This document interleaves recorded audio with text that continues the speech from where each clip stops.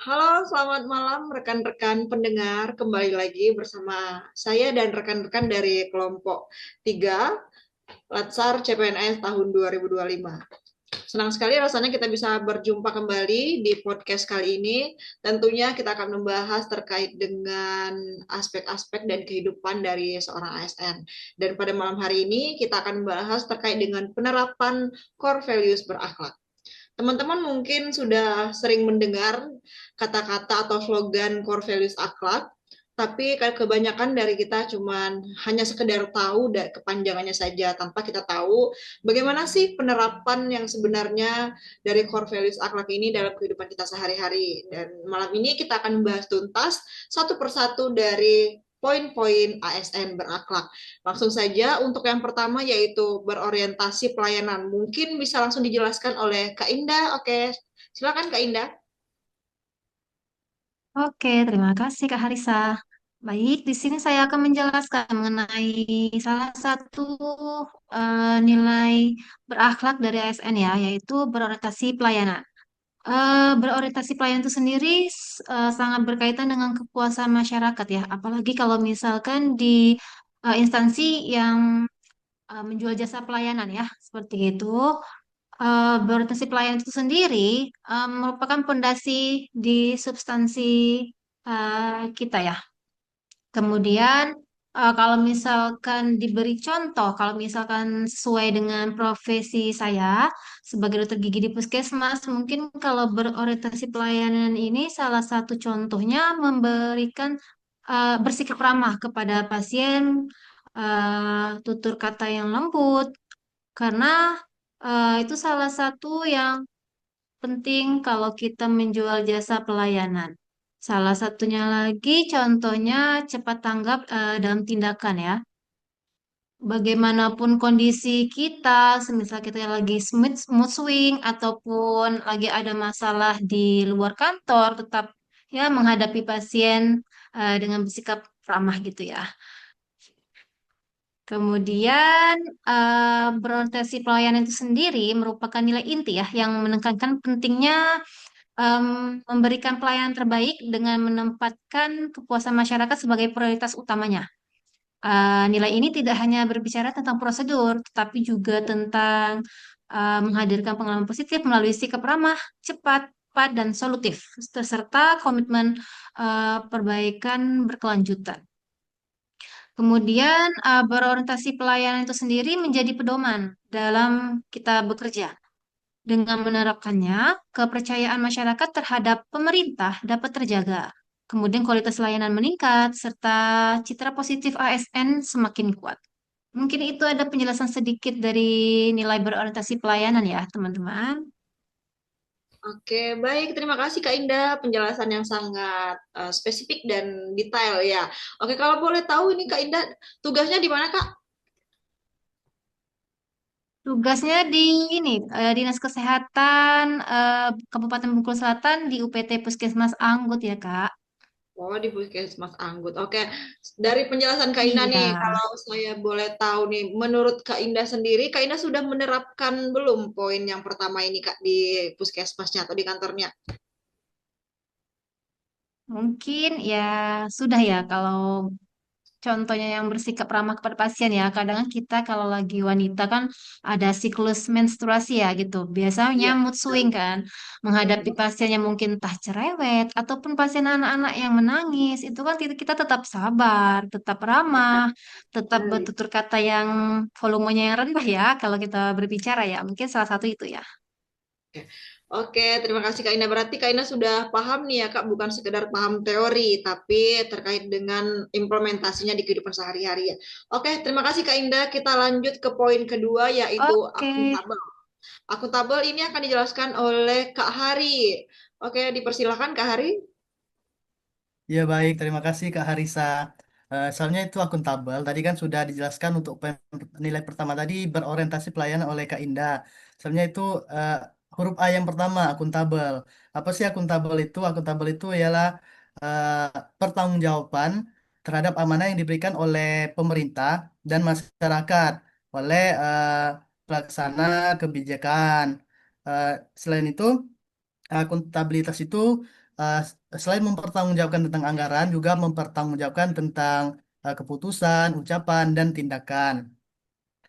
Akuntabilitas ini penting sekali untuk dimiliki oleh ASN karena akuntabilitas ini memiliki fungsi. Yang pertama itu fungsi kontrol demokrasi, fungsi dalam fungsi ini dapat mencegah korupsi, meningkatkan efisiensi. Selanjutnya itu ada fungsi ada bentuk-bentuk dari akuntabilitas, yaitu akuntabilitas vertikal yang mana eh, mempertanggungjawabkan kinerja kita ke atasan atau ke pemerintah. Kemudian ada akuntabilitas horizontal yang mana mempertanggungjawabkan kinerja ke publik. Eh, untuk selanjutnya itu mungkin nilai yang kedua ya, kompeten. Huruf K yang pertama itu eh, selain eh, selain dua nilai tadi, ASN itu juga dituntut untuk memiliki kompetensi yang mendukung kinerja di dalam eh, tempat bekerjanya masing-masing. Kompetensi ini dapat di apa itu diraih dengan cara pembelajaran mengikuti baik pembelajaran klasikal maupun non klasikal. Sebagai mengapa kompetensi ini penting? Karena eh, apa itu? Karena untuk menghadapi tantangan di masa yang akan datang, untuk dimensi-dimensi atau dimensi kompetensi yang harus dimiliki ASN itu, yang pertama itu ada kompetensi teknis, yang mana mengenai tentang keahlian spesifik spesifik bidang tugas. Selain itu ada juga kompetensi manajerial dan kompetensi sosial kultural. Mungkin itu saja yang bisa dapat dijelaskan mengenai dua nilai tadi. Oke, baik. Terima Untuk kasih, Hari. Sudah kah? Atau masih ada tambahan nih? oh mungkin contohnya ya, contoh di Oke, penerapannya di ya silakan. Dinas Lingkungan Hidup dan di Dinas Lingkungan Hidup dan Kehutanan. Mungkin sebagai apa ya, sebagai pengawas lingkungan hidup ahli pertama untuk akuntabilitas itu membuat apa ya, melakukan pengawasan kepada usaha atau kegiatan sesuai dengan peraturan-peraturan yang berlaku sehingga ada payung hukumnya dapat dipertanggungjawabkan secara hukum. Kemudian untuk kompetensi tadi mungkin mengikuti pelatihan fungsional ya pejabat pengawas lingkungan hidup yang mungkin diselenggarakan oleh pihak instansi pembina seperti Kementerian Lingkungan Hidup. Mungkin itu saja, Kak Harisa. Oke, baik. Terima kasih, Kak Hari. Tadi sudah menjelaskan 2 poin sekaligus ya, Kak ya. Oke, untuk terkait Ya. tadi penerapannya, itu kan sudah dijelaskan terkait dengan perilaku atau bentuk yang mencerminkan poin-poin akuntabel dan kompeten. Nah, pertanyaan saya nih, Kak Hari, kira-kira itu yang disebutkan tadi, itu contoh secara umum atau memang Kak Hari sudah menerapkan nih di kantornya? Oh, itu tadi contoh mungkin secara umum ya, karena untuk penerapan belum, untuk saat ini belum. Nah, itu masih secara umum saja. Oh, masih secara umum ya. Oke, baik. Harapannya untuk kedepannya, karena ini kita masih sama-sama CPNS ya, masih dalam kurun waktu beberapa bulan, mungkin di kantornya belum terlalu padat kegiatan dan juga belum banyak kegiatan yang diikuti. Oke, baik. Terima kasih Kak Hari. Selanjutnya kita beralih ke nilai selanjutnya, yaitu ada harmonis. Dijelaskan kembali oleh Kak Hari, tapi ini yang Hari Suganda ya. Kalau tadi Hari Fajri. Oke, disilakan Kak Hari Suganda. Izin, terima kasih. Bukan Hari Iya, Suganda, Hari mohon maaf. Gusanda. Salah itu. Mohon maaf, Hari Gusanda. Oke, oke. Boleh dilanjutkan. Ya, baiklah ini untuk nilai harmonis ini dalam penerapan ASN berakhlak itu kita di dalam sebuah kantor itu kita tentu akan bertemu dengan rekan kerja yang berasal dari latar belakang, suku, dan cara berpikir yang berbeda ya. Perbedaan itu seharusnya tidak menjadi penghalang, justru menjadi kekuatan kita. Setiap orang saling menghargai.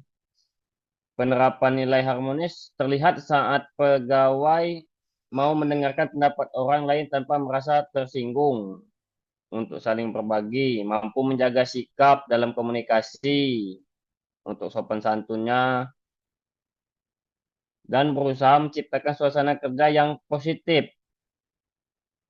tanpa ada konflik-konflik atau apa ya. Dengan begitu konflik dapat dihindari dan rasa kebersamaan semakin kuat. Jika setiap orang saling mendukung, pekerjaan akan terasa lebih ringan kan, kolaborasi berjalan lancar dan hasil yang akan dicapai lebih baik lagi. Sementara itu cukup itu, Arisa. Oke, baik. Terima kasih Kak Hari penjelasan yang singkat, padat, dan jelas ya. Tadi untuk awalnya mohon maaf ya ada terdapat kesalahan penyebutan nama. Oke, Kak Hari kalau dilihat dari daftar riwayat hidupnya, Kak Hari sudah berkeluarga ya Kak ya? Sudah berkeluarga, anak sudah 2, istri baru 1. Oh, baru 1. Rencana ada mau nambah lagi? Atau gimana? Belum. Oh, belum. Jangan belum, Kak. Jangan. Bukan belum jawabannya. Jangan harusnya. Oke, Kak Hari, untuk pertanyaannya berkaitan dengan nilai harmonis yang sudah dijelaskan tadi, berhubung Kak Hari sudah berkeluarga nih, sedangkan teman-teman atau di kantor kan pasti ada nih yang umurnya lebih muda ataupun kelahiran anak Gen Z lah ibaratnya. Jadi pertanyaannya Kak Hari gimana nih cara menghadapi rekan-rekan yang lebih muda atau merangkul adik-adiknya mungkin yang lebih muda? Gimana untuk mencerminkan nilai harmonis yang udah dijelaskan tadi, Kak? Untuk nilai harmonis dalam kegiatan kerja ya, gitu Ya, maksudnya tuh. ya, ya, benar. Merangkul Kalau adik-adik untuk yang lebih muda gitu. satu yang kita perlu terapkan itu, kita jangan pelit sama ilmu. Iya, Jelas, benar. kalau untuk saling bertanya jangan sungkan untuk menjelaskan ya, walaupun itu mungkin nggak ada gunanya juga, pokoknya jelaskan aja lah. Wah, oke. Itu udah termasuk berbagi untuk ini, Hmm, untuk menciptakan keharmonisan kan. iya, benar. Saya rasa Ya. cukup itu aja contoh kecilnya. Oke, terima kasih Kak Hari. Lanjut untuk ke poin selanjutnya yaitu ada poin loyal dan adaptif. Mungkin akan langsung dijelaskan sekaligus oleh Kak Ili. Kami persilakan Kak Ili. Baiklah, saya di sini akan menjelaskan core value ASN berupa loyal dan adaptif. Yang pertama itu adalah loyal. Loyal itu adalah sikap setia dan tetap mendukung teguh komitmen terhadap kelompok, individu, ataupun instansi atau pemerintahan. Bahkan dalam situasi tersulit, di mana slogan loyal ini sendiri berbunyi kami berdedikasi dalam mengutamakan kepentingan bangsa dan negara. Hal ini dibuktikan dengan perilaku ASN yang memegang teguh ideologi Pancasila, Undang-Undang Dasar 1945, setia kepada Negara Kesatuan Republik Indonesia dan pemerintahan yang berdaulat. Yang kedua itu adalah menjaga nama baik sesama ASN, instansi, pemerintah dan negara. Yang ketiga itu adalah menjaga rahasia jabatan dan negara. Di mana untuk penerapannya sendiri di instansi saya itu di BKPSDM Kabupaten Bogor Selatan, misalnya ada instansi yang ingin cepat diproses LKP dengan absensinya, itu tetap kami tolak jika ada kendala di absensi, misalnya terdapat coretan ataupun kurang lengkap, misalnya ada tidak diisi jam kinerja. Walaupun misalnya instansi tersebut memberikan hadiah ataupun berbentuk uang yang menurut kami merupakan itu adalah salah satu contoh gratifikasi yang harus kami tolak karena demi menjaga nama baik instansi kami tersendiri. Selanjutnya itu ada adaptif. Adaptif itu berasal dari bahasa dasar yang adaptasi, yakni bagaimana kita seorang ASN itu dapat menyesuaikan diri dengan cepat dan efektif terhadap perubahan yang ada. Selanjutnya, slogan dari adaptif ini sendiri yakni kami terus berinovasi dan antusias dalam menggerakkan ataupun menghadapi perubahan, yakni dengan cepat menyesuaikan diri menghadapi perubahan, kemudian terus berinovasi dan mengembangkan kreativitas serta bertindak proaktif.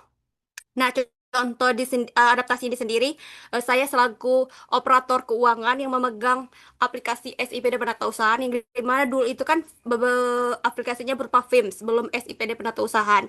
Nah, kami itu tidak ada istilah BIMTEK, tetapi harus otodidak belajar agar bisa menyesuaikan dari FIMS ke SIPD Penatausahaan. Selanjutnya, kalau dulu kan untuk billing pajak, kita menggunakan sistem DJP online. Nah, kalau sekarang itu sudah beralih ke Cortex, di mana Cortex ini kan kita ketahui sinyal belum stabil, terus ada istilahnya setiap bulan itu kita melakukan EBUPOT. Jadi di sini kita harus beradaptasi dari DJP online ke Cortex. Itulah. Baiklah, itulah contoh dari penerapan adaptif dengan loyal core value ASN. Oke, baik, terima kasih Kak Eli sudah menjelaskan terkait dengan nilai loyal dan adaptif. Tadi dijelaskan terkait dengan gratifikasi ya Kak Eli ya. Oke, kalau selama Kak Eli bekerja, apakah sudah pernah menemukan oknum-oknum yang memberikan gratifikasi atau sejenisnya gitu Kak Eli dengan Kak Eli? Kalau untuk saya sendiri kan standby di keuangan ya. Jadi kalau untuk yang permasalahan di bidang-bidang itu saya kurang tahu. Tetapi bentuk gratifikasi itu tidak hanya berupa uang, berupa hadiah itu juga termasuk gratifikasi.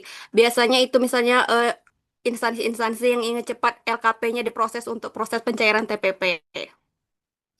Berarti Kak Eli belum Tetapi pernah. tetap kami BKPSDM memegang apa Mbak?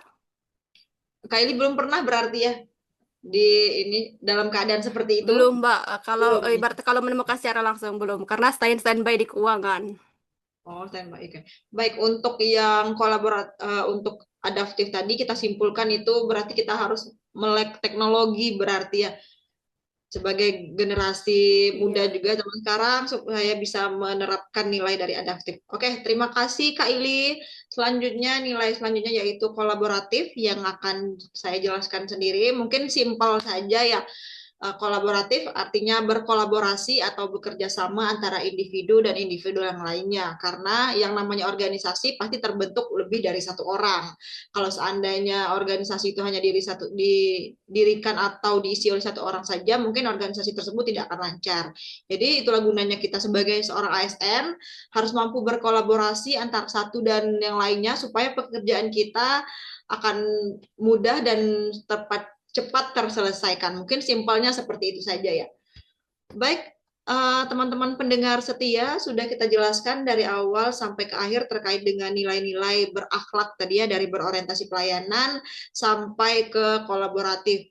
Mungkin harapannya ke depan, teman-teman semua di seluruh Indonesia, bukan hanya yang di podcast ini saja bisa menerapkan dalam kehidupannya sehari-hari. Jadi tidak hanya tahu teorinya saja, tapi penerapannya juga diketahui. Mungkin apa teman-teman, Kak Indah, Kak Hari, Kak Ili ada tambahan lagi atau closing statement dari podcast kita malam hari ini?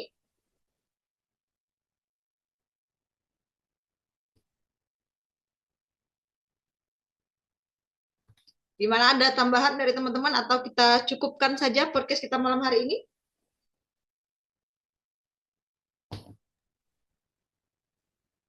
Cukupkan ya. Oke, sudah Ada cukup ya. motivasi mungkin Mungkin dari ada mestinya hostnya rekan-rekan. mungkin.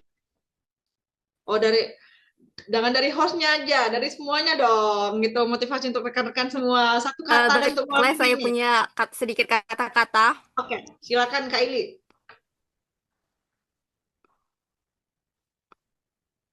Saya punya sedikit kata-kata, Mbak. Oke, silakan. Eh, jadi core values berakhlak itu sendiri tidak hanya harus dimiliki oleh kita selaku ASN sebagai yang ibaratnya hanya dijadikan sebagai slogan, tetapi juga harus diimplementasikan dalam bekerja karena fungsi kita sendiri sebagai ASN itu adalah sebagai pelayan publik, kemudian perekat dan pemersatu bangsa. Baik, kalimat motivasi yang bagus dan membakar semangat pada malam hari ini ya. Mungkin yang lain boleh ada tambahan lagi sebelum kita tutup podcast kita pada malam hari ini. Masih ada waktu? Oke, boleh ya Kak Harisa. Oke, silakan Kak Indah. Mungkin ini ya, mari mencoba menjadi ASN yang berakhlak. Oke, cukup Kak? Cukup. Oke, singkat padat jelas. Mungkin selanjutnya boleh Kak Hari untuk memberikan Kak Hari Fajri ya, Kak Hari Fajri, bukan Hari Gusanda. Oh iya, mungkin melanjutkan dari kata-kata Kak Indah tadi ya, berakhlak. Ya. Eh, Mari kita berakhlak supaya Indonesia maju. Mungkin itu saja ya. Mantap. Oke. Terima kasih. Untuk yang terakhir Kak Hari Gusanda, gimana Kak? Ada tambahan? Saya rasa cukup itu aja ya Oke, untuk ini. cukup. Udah cukup lah. Oke, terima kasih teman-teman dimanapun Anda berada sudah mendengarkan podcast kita pada malam hari ini. Semoga kita semua dalam keadaan sehat dan selalu dalam lindungan yang maha kuasa. Saya sebagai moderator atau host pada podcast pada malam hari ini, mohon maaf apabila ada kesalahan. Terima kasih, selamat malam, sampai jumpa di podcast selanjutnya. Selamat malam. Selamat malam.